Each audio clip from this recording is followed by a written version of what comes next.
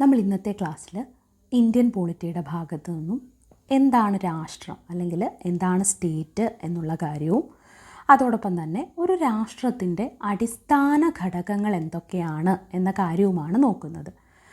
എപ്പോഴും പല ആൾക്കാരിലും ഉണ്ടാകുന്നൊരു സംശയം, സ്റ്റേറ്റ് എന്ന് പറയുമ്പോൾ നമ്മൾ ഇന്ത്യയിൽ സ്റ്റേറ്റ് എന്ന് പറയുമ്പോൾ എന്താ ഉദ്ദേശിക്കാറ്? ഇന്ത്യയിൽ നമ്മൾ സ്റ്റേറ്റ് എന്ന് പറയുമ്പോൾ ഓരോ സംസ്ഥാനങ്ങളെയാണ് നമ്മൾ സ്റ്റേറ്റ് എന്ന് പറയാറ്. പക്ഷേ പൊളിറ്റിക്കൽ സയൻസിൽ അല്ലെങ്കിൽ പോളിറ്റിയിൽ സ്റ്റേറ്റ് എന്നത് ഒരു രാഷ്ട്രത്തിനെയും സ്റ്റേറ്റ് എന്ന് പറയാറുണ്ട്. ആ കാര്യം ഒന്ന് മനസ്സിലാക്കി വെക്കുക. നമ്മളിവിടെ എന്താണ് രാഷ്ട്രം, ഒരു രാഷ്ട്രത്തിൻ്റെ അടിസ്ഥാന ഘടകങ്ങൾ എന്തൊക്കെയാണ് എന്നാണ് നോക്കുന്നത്. ഇത് മനസ്സിലാക്കി വെക്കുമ്പോൾ നമുക്ക് സ്റ്റേറ്റ്മെൻറ്റ് ടൈപ്പ് ക്വസ്റ്റ്യൻസ് വളരെ കൃത്യമായിട്ട് ഉത്തരം നൽകാനായിട്ട് സാധിക്കും. അപ്പോൾ എന്താണ് രാഷ്ട്രം? ഒരു നിശ്ചിത ഭൂപ്രദേശത്ത് സ്ഥിരമായി അധിവസിക്കുന്നവരും പരമാധികാരമുള്ള ഗവൺമെൻറ്റോട് കൂടിയതുമായ ഒരു ജനതയാണ് രാഷ്ട്രം. അങ്ങനെയാണെങ്കിൽ ഇന്ത്യ ഒരു രാഷ്ട്രമാണോ? ആണ്.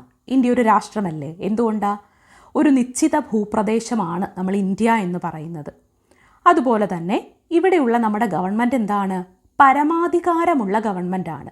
ഇവിടെ പരമാധികാരം എന്നതുകൊണ്ട് ഉദ്ദേശിക്കുന്നത് ഗവൺമെൻറ്റിന് എന്തും ചെയ്യാം എന്ന അർത്ഥത്തിലല്ല, മറിച്ച് മറ്റൊരു രാഷ്ട്രത്തിൻ്റെ അധീനതയിലല്ല നമ്മൾ. ഇപ്പോൾ സ്വാതന്ത്ര്യം ലഭിക്കുന്നതിന് മുമ്പ് ബ്രിട്ടൻ്റെ കോളനിയായിരുന്ന കാലത്ത് ബ്രിട്ടീഷ് ഗവൺമെൻറ്റിൻ്റെ അധീനതയിലായിരുന്നു ഇന്ത്യയിലെ കാര്യങ്ങളെല്ലാം നടന്നുകൊണ്ടിരുന്നത്. അപ്പം നമ്മളൊരു പരമാധികാര രാഷ്ട്രമല്ല, മനസ്സിലായോ? പക്ഷേ ഇപ്പം സ്വാതന്ത്ര്യാനന്തര ഇന്ത്യയിൽ ഇന്ത്യയുടെ കാര്യങ്ങളെല്ലാം തീരുമാനിക്കുന്നത് ഇന്ത്യൻ ഗവൺമെൻറ്റാണ്. നമ്മൾ മറ്റൊരു രാഷ്ട്രത്തിൻ്റെ അധീനതയിലല്ല ജീവിക്കുന്നത്. അതുകൊണ്ട് തന്നെ ഇന്ത്യ ഒരു പരമാധികാര ഗവൺമെൻറ്റോട് കൂടിയ രാഷ്ട്രമാണ്. അതുകൊണ്ട് തന്നെ നമ്മൾ ഇന്ത്യ ഒരു രാഷ്ട്രമാണെന്ന് പറയാം. അങ്ങനെ ഏതൊരു രാജ്യം എടുത്തു നോക്കിയാലും ഒരു നിശ്ചിത ഭൂപ്രദേശത്ത് സ്ഥിരമായിട്ട് അധിവസിക്കുന്നവരും പരമാധികാരമുള്ള ഗവൺമെൻറ്റോട് കൂടിയതുമായ ഒരു ജനതയാണ് നമ്മൾ രാഷ്ട്രം എന്ന് പറയുന്നത്. ഒരു രാഷ്ട്രത്തിന് പ്രധാനപ്പെട്ട ചില അടിസ്ഥാന ഘടകങ്ങളുണ്ട്. അതിലൊന്നാണ് പോപ്പുലേഷൻ, അതുപോലെ ടെറിട്ടറി അല്ലെങ്കിൽ ഭൂപ്രദേശം, മൂന്നാമതായിട്ട് ഒരു ഗവൺമെൻറ്, നാലാമതായിട്ട് പരമാധികാരം. ഇത്രയും കാര്യങ്ങളാണ് ഒരു രാഷ്ട്രത്തിൻ്റെ അടിസ്ഥാന ഘടകങ്ങളിൽ പെടുന്നത്. ഇപ്പോൾ ഓരോന്നും എന്താണ് എന്ന് നമുക്ക് നോക്കാം. അതിനു മുൻപായിട്ട് ഒന്നുകൂടി വ്യക്തമായിട്ട് പറയുകയാണ്, എന്താണ് രാഷ്ട്രം എന്ന് ചോദിച്ചാൽ ഒരു നിശ്ചിത ഭൂപ്രദേശത്ത് സ്ഥിരമായി അധിവസിക്കുന്നവരും പരമാധികാരമുള്ള ഗവൺമെൻറ്റോട് കൂടിയതുമായ ഒരു ജനതയാണ് രാഷ്ട്രം. നമുക്ക് ഏറ്റവും വ്യക്തമായിട്ട് ഇത് മനസ്സിലാക്കാൻ നമ്മുടെ രാജ്യത്തെ തന്നെ ഉദാഹരണമായിട്ടെടുക്കാം.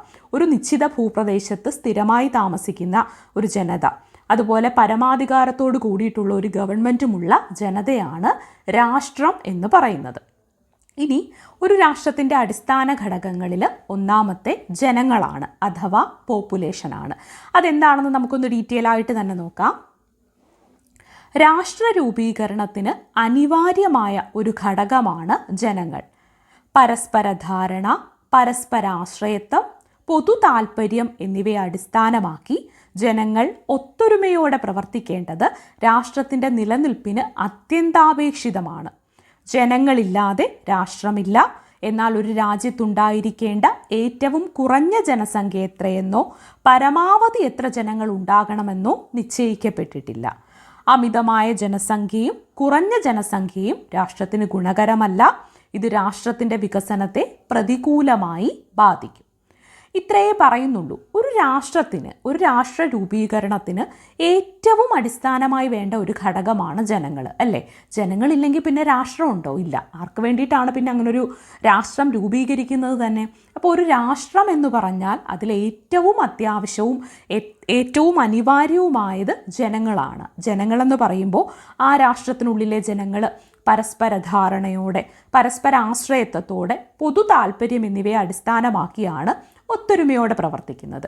ഇന്ത്യയിലേക്ക് നോക്കിയാൽ ഒരു നിശ്ചിത ഭൂപ്രദേശത്ത് നമ്മുടെ രാഷ്ട്രത്തിനൊരു ബൗണ്ടറി ഉണ്ട്.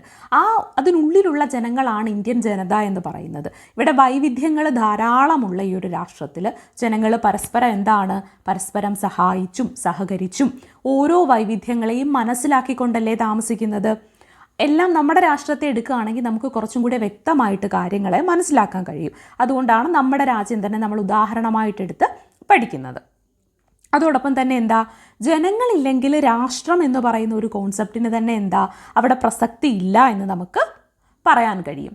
പിന്നെ ഒരു രാജ്യത്ത് ഇത്ര ജനസംഖ്യയെ പാടുള്ളൂ, അല്ലെങ്കിൽ എന്താ ഒരു രാജ്യത്തെ മിനിമം ജനസംഖ്യ എന്ന് പറയുന്നത് 3000 അല്ലെങ്കിൽ 5000 10,000 5 ലക്ഷമാണ് 1 കോടിയാണ്, ഇങ്ങനെയൊന്നുമില്ല. ഒരു രാഷ്ട്രത്തിൻ്റെ പരമാവധി ജനസംഖ്യയോ അല്ലെങ്കിൽ ഏറ്റവും മിനിമം എത്ര ജനസംഖ്യയാണ് വേണ്ടത് എന്നുള്ള കണക്കുകളില്ല. പിന്നെ ഒരു കാര്യം മനസ്സിലാക്കുക, വളരെ തീരെ കുറഞ്ഞ ജനസംഖ്യ ആയാലും ജനസംഖ്യ അധികമായാലും അത് രാഷ്ട്രത്തിനെ ചില രീതിയിൽ എങ്ങനെ ബാധിക്കുന്നുണ്ട്. അല്ലാതെ ഒരു രാഷ്ട്രത്തിന് ഇത്ര ജനസംഖ്യ വേണം, ഇത്രയേ പാടുള്ളൂ എന്ന നിബന്ധനകളൊന്നും എന്തിലില്ല, ഒരു രാഷ്ട്രത്തിലില്ല. പിന്നെ ഈ ജനസംഖ്യയുടെ അമിതമായ വർധനവും കുറവുമൊക്കെ രാഷ്ട്രത്തെ ദോഷകരമായിട്ട് ബാധിക്കാറുണ്ട് എന്നത് മാത്രമേ ഉള്ളൂ. നമുക്കറിയാം, ജനസംഖ്യ കുറഞ്ഞ കാനഡ എന്താണ്, കുടിയേറ്റത്തെ പ്രോത്സാഹിപ്പിക്കുന്ന ഒരു പ്രവണതയെ നമ്മൾ ഒരു കാലം മുതൽ കണ്ടുവരുന്നുള്ളതാണ്. അത് നമുക്ക് എന്താ, ജനസംഖ്യ കൂടുതൽ ഉണ്ടാവാൻ വേണ്ടിയിട്ട് ഒരു രാഷ്ട്രം ചെയ്യുന്ന അവരുടെ സ്ട്രാറ്റജിയാണ്. മനസ്സിലായോ? അപ്പോൾ മനുഷ്യ വിഭവശേഷിയുടെ ലഭ്യതക്കുറവാണ് ഇതിന് കാരണം. കാനഡയിൽ എന്താണ്, ജനസംഖ്യ കുറവാണ്. അപ്പോൾ മനുഷ്യ വിഭവത്തിലുള്ള ലഭ്യത കുറവാണ്. അത് ഉയർത്താൻ വേണ്ടിയിട്ടാണ് അവിടെ എന്താണ്, കുടിയേറ്റത്തെ അവർ പ്രോത്സാഹിപ്പിച്ചുകൊണ്ടിരുന്നത്. എന്നാൽ അമിത ജനസംഖ്യ തൊഴിലില്ലായ്മയ്ക്കും ദാരിദ്ര്യത്തിനും കാരണമാകുന്നു. ഒരു രാജ്യത്തെ ജനങ്ങൾ ഒരു മതവിഭാഗത്തിൽപ്പെട്ടവരോ ഒരേ ഭാഷയോ സംസ്കാരമോ ഉള്ളവരാകണമെന്നില്ല. എന്നാൽ പൊതുവായ ദേശീയതയെ അടിസ്ഥാനമാക്കി ഒത്തൊരുമയോടെ ജീവിക്കുന്നവരായിരിക്കണം. അപ്പം നമുക്ക് ഒരു രാഷ്ട്രം എന്ന് പറയുമ്പോൾ നമ്മൾ പറഞ്ഞു, അമിതമായ ജനസംഖ്യ കാരണം ദാരിദ്ര്യം, പട്ടിണി, തൊഴിലില്ലായ്മ ഇവയൊക്കെ ഉണ്ടാകാം. കാരണം എത്രത്തോളം ജനസംഖ്യ കൂടുന്നോ അത്രയും ജനങ്ങളുടെ കാര്യങ്ങൾക്ക് സഫിഷ്യൻ്റ് ആയിട്ടുള്ള വിഭവങ്ങൾ ആ രാഷ്ട്രത്തിൽ ഇല്ല എന്നുണ്ടെങ്കിൽ ഉറപ്പായിട്ടും എന്താണ്, ആ രാഷ്ട്രത്തിൽ ദാരിദ്ര്യവും പട്ടിണിയും തൊഴിലില്ലായ്മയും ഒക്കെ ഉണ്ടാകും. അതുപോലെ ജനസംഖ്യ വളരെ കുറവാണെങ്കിൽ എന്ത് ചെയ്യും, അവിടെ മനുഷ്യ വിഭവം ഇല്ല. മാനുഷിക വിഭവം ഇല്ലാതെ വരുന്ന സാഹചര്യത്തിൽ അത് രാഷ്ട്രത്തിൻ്റെ വളർച്ചയെ ദോഷകരമായ രീതിയിൽ ബാധിക്കും. അതുകൊണ്ട് അമിത ജനസംഖ്യയായാലും ജനസംഖ്യ വളരെ കുറവായാലും അതൊരു രാഷ്ട്രത്തെ മോശമായ രീതിയിലാണ് ബാധിക്കുന്നത്. ഒരു രാജ്യത്തെ ജനങ്ങളെന്ന് പറയുമ്പോൾ അവർക്ക് ഒരേ ഭാഷയോ മതമോ വിശ്വാസമോ സംസ്കാരമോ ഒന്നും തന്നെ വേണമെന്നില്ല. കാരണം നമ്മൾ നമ്മുടെ ഇന്ത്യ എന്ന് പറയുന്ന രാഷ്ട്രത്തെ ഒന്ന് എടുക്കുകയാണെങ്കിൽ വൈവിധ്യങ്ങളാണല്ലേ. അപ്പോൾ ഒരു രാഷ്ട്രം എന്ന് പറയുന്നതിന് അവിടെ ഒരു പ്രത്യേക ഭാഷ പോലും വേണം എന്ന നിബന്ധനകളൊന്നും തന്നെ ഇല്ല. ഇനി നമ്മൾ ഒന്നാമത്തെ ഏറ്റവും പ്രധാനപ്പെട്ട ഘടകമായിട്ടുള്ള പോപ്പുലേഷൻ, ജനങ്ങളെ പറ്റിയിട്ടാണ് നോക്കിയത്.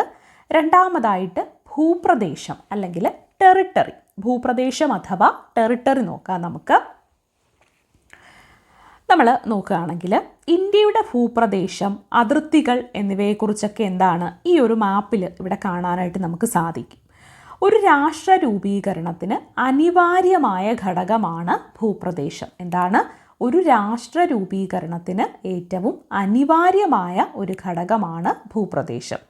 കൃത്യമായ അതിർത്തിയോടുകൂടിയ ഒരു ഭൂപ്രദേശം രാഷ്ട്രത്തിനുണ്ടാവണം. ജനങ്ങൾ നിശ്ചിത ഭൂപ്രദേശത്ത് സ്ഥിരതാമസമാക്കുമ്പോഴാണ് രാഷ്ട്രം രൂപീകരിക്കപ്പെടുക. എന്താണ്, കൃത്യമായ അതിർത്തിയോടുകൂടി ഒരു ഭൂപ്രദേശം രാഷ്ട്രത്തിനുണ്ടാവണം. ജനങ്ങൾ നിശ്ചിത ഭൂപ്രദേശത്ത് സ്ഥിരമായിട്ട് താമസിക്കുമ്പോഴാണ് രാഷ്ട്രം രൂപീകരിക്കപ്പെടുക. ഭൂപ്രദേശ മേഖലകളിൽ രാഷ്ട്രത്തിന് പൂർണ്ണമായ നിയന്ത്രണം ഉണ്ടായിരിക്കണം. എന്താണ്, ഈ ഒരു അതിർത്തിക്കുള്ളിൽ ഒരു ഭൂപ്രദേശം, അതാണല്ലോ രാഷ്ട്രം. ആ രാഷ്ട്രത്തിന് എന്താണ്, ആ രാഷ്ട്രത്തിനുള്ളിലെ ഭൂപ്രദേശത്തിന് അവിടുത്തെ ഗവൺമെൻറ്റിൻ്റെ അല്ലെങ്കിൽ രാഷ്ട്രത്തിൻ്റെ പൂർണ്ണമായ നിയന്ത്രണം ഉണ്ടായിരിക്കണം. ഭൂപ്രദേശം എന്ന് പറയുന്നത് കരയും ജലമേഖലയും വായുമേഖലയും തീരപ്രദേശവും എല്ലാം ചേർന്നതാണ് ഈ ഭൂപ്രദേശം എന്നതുകൊണ്ട് ഉദ്ദേശിക്കുന്നത്. നമ്മൾ ഇന്ത്യയുടെ കാര്യം നമുക്കെടുക്കുമ്പോൾ എന്താണ് ഏറ്റവും എളുപ്പത്തിൽ ആ കാര്യം മനസ്സിലാക്കിയെടുക്കാൻ സാധിക്കും. അപ്പം നമ്മൾ രണ്ടാമതായിട്ട് പറഞ്ഞ ഒരു രാഷ്ട്രത്തിൻ്റെ അടിസ്ഥാന ഘടകങ്ങളിൽ രണ്ടാമതായിട്ട് പറഞ്ഞത് ഭൂപ്രദേശമാണ്. ഭൂപ്രദേശം എന്ന് പറയുന്നത് എന്താ, രാഷ്ട്ര രൂപീകരണത്തിന് അനിവാര്യമായിട്ടുള്ളൊരു ഘടകമാണ്. കൃത്യമായ അതിർത്തിയോടുകൂടിയ ഒരു ഭൂപ്രദേശം രാഷ്ട്രത്തിനുണ്ടാവണം. ജനങ്ങൾ നിശ്ചിത ഭൂപ്രദേശത്ത് സ്ഥിരമായിട്ട് താമസിക്കുമ്പോഴാണ് രാഷ്ട്രം രൂപീകരിക്കുക. ഭൂപ്രദേശ മേഖലയിൽ രാഷ്ട്രത്തിന് പൂർണ്ണമായിട്ടുള്ള നിയന്ത്രണം ഉണ്ടായിരിക്കണം. ഭൂപ്രദേശം എന്നാൽ കരയും ജലമേഖലയും വായുമേഖലയും തീരപ്രദേശവും ഒക്കെ ചേർന്നതാണ് എന്ത് ഭൂപ്രദേശം എന്ന് പറയുന്നത്. ഇനി നമുക്ക് മൂന്നാമതായിട്ട് ഒരു രാഷ്ട്രത്തിൻ്റെ അടിസ്ഥാന ഘടകമായ ഗവൺമെൻറ് എന്താണെന്ന് നോക്കാം. രാഷ്ട്രത്തിന് അനിവാര്യമായ ഘടകമാണ് ഗവൺമെൻറ്. രാഷ്ട്രത്തിന് വേണ്ടിയിട്ട് നിയമങ്ങൾ നിർമ്മിക്കുകയും നടപ്പിലാക്കുകയും നീതി ഉറപ്പാക്കുകയും ചെയ്യുന്നത് ആരാണ്? ഗവൺമെൻറ് ആണ്. അപ്പോൾ എന്താണ്? ഒരു രാഷ്ട്രത്തിന് അനിവാര്യമായ ഘടകമാണ് ഗവൺമെൻറ്. രാഷ്ട്രത്തിന് വേണ്ടി നിയമങ്ങൾ നിർമ്മിക്കുകയും നടപ്പിലാക്കുകയും നീതി ഉറപ്പാക്കുകയും ചെയ്യുന്നത് ഗവൺമെൻറ് ആണ്. ജനങ്ങൾ സുരക്ഷ ഉറപ്പാക്കുന്നതും ജനങ്ങൾക്ക് വേണ്ട സുരക്ഷ ഉറപ്പാക്കുന്നതും വിവിധ സേവനങ്ങൾ ലഭ്യമാക്കുന്നതും ഗവൺമെൻറ് ആണ്. രാഷ്ട്രത്തിനു വേണ്ടി ഗവൺമെൻറ്റുകൾ നിർവഹിക്കുന്ന ചുമതലകൾ നോക്കുകയാണെങ്കിൽ ക്രമസമാധാനം ഉറപ്പുവരുത്തുക, തൊഴിലവസരങ്ങൾ വർദ്ധിപ്പിക്കുക, വികസന പദ്ധതികൾ നടപ്പിലാക്കുക, രാഷ്ട്രത്തിന് വേണ്ടിയിട്ട് സാമ്പത്തികമായ കാര്യങ്ങൾ പ്ലാൻ ചെയ്യുക, രാഷ്ട്രത്തിലെ എല്ലാ ജനവിഭാഗങ്ങളെയും ഉൾപ്പെടുത്തുന്ന തരത്തിലുള്ള പദ്ധതികൾ നടപ്പിലാക്കുക, രാഷ്ട്രത്തിൻ്റെ വിദ്യാഭ്യാസ മേഖലയെ പുരോഗതിയിലേക്ക് കൊണ്ടുവരിക, ആരോഗ്യ മേഖലയെ പുരോഗതിയിലേക്ക് കൊണ്ടുവരിക, ഇത്തരം കാര്യങ്ങൾ, വിദേശ രാജ്യങ്ങളുമായിട്ടുള്ള ബന്ധങ്ങൾ ശക്തിപ്പെടുത്തുക. അങ്ങനെ ഒരു രാഷ്ട്രത്തിൻ്റെ പരമാധികാരത്തെ സംരക്ഷിക്കുന്നതിന് വേണ്ടിയുള്ള കാര്യങ്ങളൊക്കെ ഗവൺമെൻറ്റാണ് ചെയ്യുന്നത്. വിവിധ രാജ്യങ്ങൾക്ക് വ്യത്യസ്ത തരം ഗവൺമെൻറ്റുകളാണ് നിലനിൽക്കുന്നത്. രാജഭരണമുള്ള രാജ്യങ്ങളുണ്ട്, സൈനിക ഭരണമുള്ളവയുണ്ട്, ജനാധിപത്യ ഭരണമുള്ളവയുണ്ട്. അങ്ങനെ പലതരത്തിലുള്ള ഗവൺമെൻറ്റുകളുണ്ട്. ഏത് തരം ഗവൺമെൻറ് ആയാലും എല്ലാ രാഷ്ട്രങ്ങളിലും ഒരു ഗവൺമെൻറ് ഉണ്ടാവണം. രാഷ്ട്രമാണോ അവിടെ ഒരു ഗവൺമെൻറ് ഉണ്ടാകണം. ഗവൺമെൻറ്റുകൾ കാലാനുസൃതമായ മാറ്റങ്ങൾക്ക് വിധേയമാണ്, എന്നാൽ രാഷ്ട്രം സ്ഥിരമാണ്. ഇന്ത്യയുടെ കേസെടുത്താൽ നമുക്ക് ഓരോ ഇലക്ഷനിലും ഗവൺമെൻറ്റുകൾ ഭരിക്കുന്ന പ്രതിനിധികൾ മാറി വരാറുണ്ട്. ഓരോ പാർട്ടികൾ അധികാരത്തിലെത്താറുണ്ട്. പക്ഷേ ഭരിക്കുന്ന ഗവൺമെൻറ്റുകൾ മാറാം. ചില സ്ഥലങ്ങളിൽ ചിലപ്പോൾ രാജഭരണമായിരിക്കാം നിലനിൽക്കുന്നത്. പിന്നീട് അവിടെ ജനാധിപത്യ ഭരണത്തിലേക്ക് ആ രാഷ്ട്രം മാറാം. പക്ഷേ ഇത്തരം മാറ്റങ്ങൾ ഉണ്ടാകുന്നുണ്ടെങ്കിലും രാഷ്ട്രം എപ്പോഴും സ്ഥിരമായിരിക്കും. ഗവൺമെൻറ്റുകൾക്കാണ് കാലാനുസൃതമായിട്ടുള്ള മാറ്റങ്ങൾ ഉണ്ടാകുന്നത്. ഒരു രാഷ്ട്രത്തിൻ്റെ അടിസ്ഥാനപരമായ മറ്റൊരു ഘടകമാണ് പരമാധികാരം അല്ലെങ്കിൽ സോവർണിറ്റി. പരമാധികാരം എന്താണെന്ന് നോക്കുകയാണെങ്കിൽ നമുക്ക് ബാഹ്യ നിയന്ത്രണമില്ലാതെ ആഭ്യന്തര വിഷയങ്ങളിൽ തീരുമാനമെടുക്കാനും അന്തർദേശീയ വിഷയങ്ങളിൽ സ്വന്തമായ നിലപാടുകൾ എടുക്കാനുമുള്ള പൂർണ്ണമായ അധികാരം രാഷ്ട്രത്തിനുണ്ട്. രാഷ്ട്രത്തിൻ്റെ ഈ അധികാരം പരമാധികാരം എന്നറിയപ്പെടുന്നു. രാഷ്ട്രത്തെ മറ്റു സ്ഥാപനങ്ങളിൽ നിന്ന് വ്യത്യസ്തമാക്കുന്നത് പരമാധികാരമാണ്. എന്താണ് പരമാധികാരം? നമ്മൾ പറഞ്ഞു, ബാഹ്യ നിയന്ത്രണമില്ലാതെ ആഭ്യന്തര വിഷയങ്ങളിൽ തീരുമാനമെടുക്കാനും അന്തർദേശീയ വിഷയങ്ങളിൽ സ്വന്തമായ നിലപാടെടുക്കാനുമുള്ള പൂർണ്ണമായ അധികാരത്തെയാണ് നമ്മൾ പരമാധികാരം എന്ന് പറയുന്നത്. അങ്ങനെയുള്ള പരമാധികാരം ഒരു രാഷ്ട്രത്തിനുണ്ടാവും. രാഷ്ട്രത്തിൻ്റെ ഈ അധികാരം പരമാധികാരം എന്നാണ് അറിയപ്പെടുന്നത്. രാഷ്ട്രത്തെ മറ്റ് സ്ഥാപനങ്ങളിൽ നിന്നും വ്യത്യസ്തമാക്കുന്നത് പരമാധികാരമാണ്. ജനങ്ങളും ഭൂപ്രദേശങ്ങളും ഗവൺമെൻറ്റും ഉണ്ടായാലും രാഷ്ട്രം രൂപീകരിക്കപ്പെടുകയില്ല. പരമാധികാരമുണ്ടെങ്കിൽ മാത്രമേ രാഷ്ട്രം നിലവിൽ വരികയുള്ളൂ. ഇപ്പം ഒരു നിശ്ചിത ഭൂപ്രദേശമുണ്ട്. അവിടെ സ്ഥിരമായി താമസിക്കുന്ന ഒരു കൂട്ടം ജനങ്ങളുണ്ട്. അവിടെ ഒരു ഗവൺമെൻറ്റും ഉണ്ട്. പക്ഷേ ആ ഗവൺമെൻറ്റിന് പരമാധികാരമില്ലെങ്കിൽ അതൊരു രാഷ്ട്രമാണെന്ന് നമുക്ക് പറയാൻ കഴിയില്ല. ഇപ്പോൾ ഒരു ഗവൺമെൻറ് ഉണ്ട്, ജനങ്ങളുണ്ട്, ഭൂപ്രദേശമുണ്ട്. പക്ഷേ ആ രാജ്യത്തിൻ്റെ ഭരണകാര്യങ്ങൾ തീരുമാനിക്കുന്നത് മറ്റൊരു വിദേശ ശക്തിയാണെങ്കിൽ അതൊരിക്കലും ഒരു രാഷ്ട്രമായിട്ട് മാറില്ല. മറിച്ച് ആ ഗവൺമെൻറ് ഉണ്ടാവുകയും വേണം, അവിടെ ഒരു പരമാധികാരവും ഉണ്ടെങ്കിൽ മാത്രമേ അതിനെ നമുക്ക് രാഷ്ട്രമാണെന്ന് പറയാൻ കഴിയൂ. രാഷ്ട്രത്തിൻ്റെ സമ്പൂർണവും അപരിമിതവും അവിഭാജ്യവുമായ അധികാരമാണെന്ത്? പരമാധികാരം. പരമാധികാരം വിഭജിക്കപ്പെട്ടാൽ പുതിയ രാഷ്ട്രം രൂപീകരിക്കപ്പെടും. പരമാധികാരത്തിന് പ്രധാനമായിട്ടും 2 തലങ്ങളാണുള്ളത്. ഒന്ന് ആഭ്യന്തര തലവും മറ്റൊന്ന് ബാഹ്യതലവും. പരമാധികാരത്തെ വിഭജിക്കപ്പെട്ടാൽ പിന്നെ അവിടെ ഒരൊറ്റ രാഷ്ട്രം എന്ന ആശയമില്ല. പരമാധികാരം വിഭജിക്കപ്പെടുകയാണെങ്കിൽ ആ രാഷ്ട്രം തന്നെ വിഭജിക്കപ്പെടുന്നു എന്നാണ് അതിനർത്ഥം. പരമാധികാരത്തിന് പ്രധാനമായിട്ടും 2 തലങ്ങളാണുള്ളത്. ഒന്ന് ആഭ്യന്തര തലം, മറ്റൊന്ന് ബാഹ്യതലം. ആഭ്യന്തര തലം എന്ന് പറയുമ്പോൾ എന്താ? ഭൂപ്രദേശ പരിധിക്കുള്ളിൽ എല്ലാ വിഷയത്തിലും തീരുമാനമെടുക്കാനുള്ള അധികാരത്തെയാണ് ആഭ്യന്തര തലം എന്ന് പറയുന്നത്. പരമാധികാരത്തിൻ്റെ ആഭ്യന്തര തലം എന്ന് പറയുന്നത് ഭൂപ്രദേശ പരിധിക്കുള്ളിൽ എല്ലാ വിഷയത്തിലും തീരുമാനമെടുക്കാനുള്ള അധികാരത്തെയാണ് ആഭ്യന്തര തലം എന്ന് പറയുന്നത്. ബാഹ്യതലം എന്താണ്? അന്തർദേശീയ വിഷയങ്ങളിൽ സ്വന്തമായ തീരുമാനമെടുക്കാനുള്ള അധികാരമാണെന്ത്? ബാഹ്യതലം. പരമാധികാരത്തിൻ്റെ ബാഹ്യതലം എന്ന് പറയുന്നത് അന്തർദേശീയ വിഷയങ്ങളിൽ സ്വന്തമായ നിലപാടെടുക്കാനുള്ള അധികാരമാണ്. ആഭ്യന്തര തലം ഭൂപ്രദേശ പരിധിക്കുള്ളിൽ എല്ലാ വിഷയത്തിലും തീരുമാനമെടുക്കാനുള്ള അധികാരമാണ്. അപ്പോൾ നമ്മൾ പറഞ്ഞത് എന്താണ് രാഷ്ട്രമെന്ന് പറഞ്ഞു? രാഷ്ട്രത്തിൻ്റെ അടിസ്ഥാനപരമായിട്ടുള്ള 4 ഘടകങ്ങൾ പറഞ്ഞു.